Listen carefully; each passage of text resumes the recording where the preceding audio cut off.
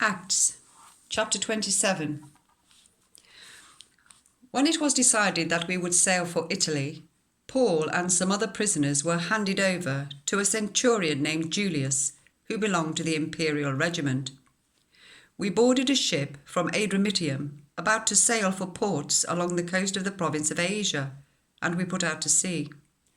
Aristarchus, a Macedonian from Thessalonica, was with us.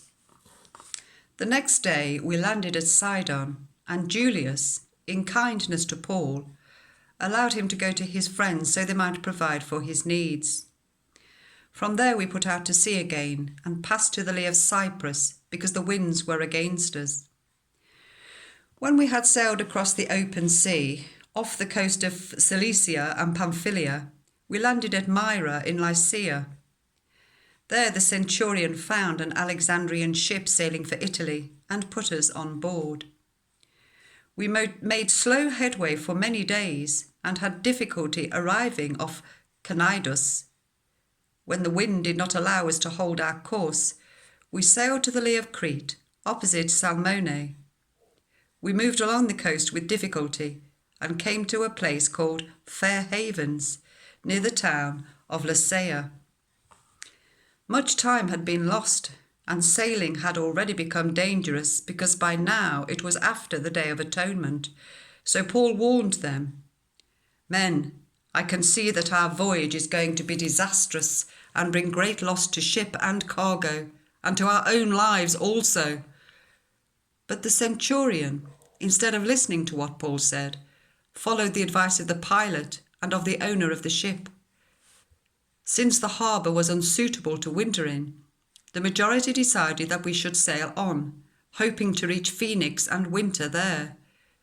There was a harbour in Crete, facing both southwest and northwest. When a gentle south wind began to blow, they saw their opportunity, so they weighed anchor and sailed along the shore to Crete. Before very long, a wind of hurricane force, called the northeaster, swept down from the island. The ship was caught by the storm and could not head into the wind, so we gave way to it and were driven along.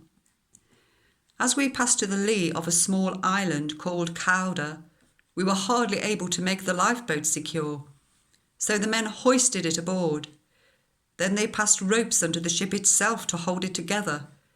Because they were afraid they would run aground on the sandbars of Syrtis, they lowered the sea anchor and let the ship be driven along.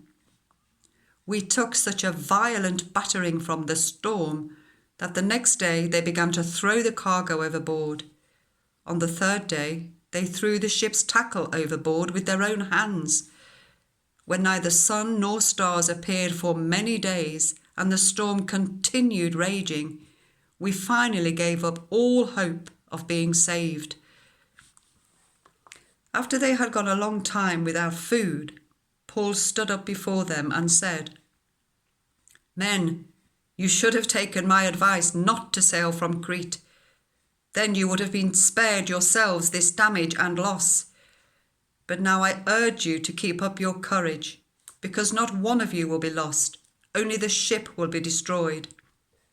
Last night, an angel of the God, whose I am and whom I serve, stood beside me and said, 'Do not be afraid, Paul. You must stand trial before Caesar, and God has graciously given you the lives of all who sail with you. So keep up your courage, men, for I have faith in God that it will happen just as he told me.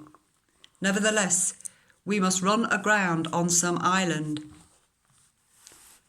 On the 14th night, we were still being driven across the Adriatic Sea, when about midnight the sailors sensed they were approaching land. They took soundings and found that the water was 40 meters deep. A short time later, they took soundings again and found it was 30 meters deep. Fearing that we would be dashed against the rocks, they dropped 4 anchors from the stern and prayed for daylight. In an attempt to escape from the ship, the sailors let the lifeboat down into the sea, pretending they were going to lower some anchors from the bow. Then Paul said to the centurion and the soldiers, "Unless these men stay with the ship, you cannot be saved." So the soldiers cut the ropes that held the lifeboat and let it drift away.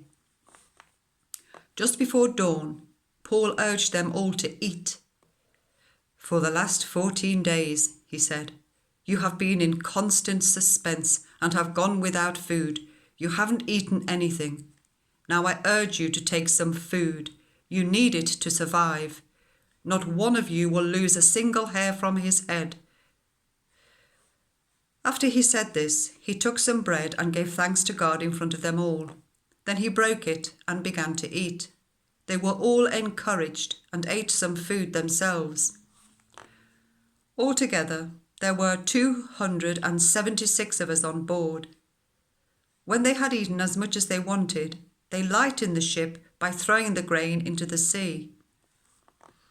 When daylight came, they did not recognize the land, but they saw a bay with a sandy beach where they decided to run the ship aground if they could.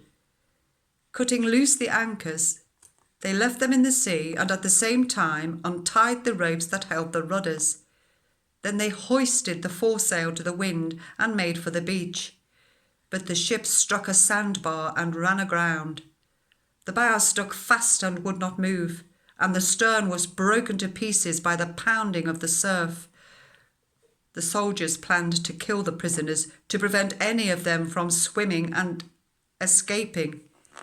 But the centurion wanted to spare Paul's life and kept them from carrying out their plan. He ordered those who could swim to jump overboard first and get to land. The rest were to get there on planks or on other pieces of the ship. In this way, everyone reached land safely.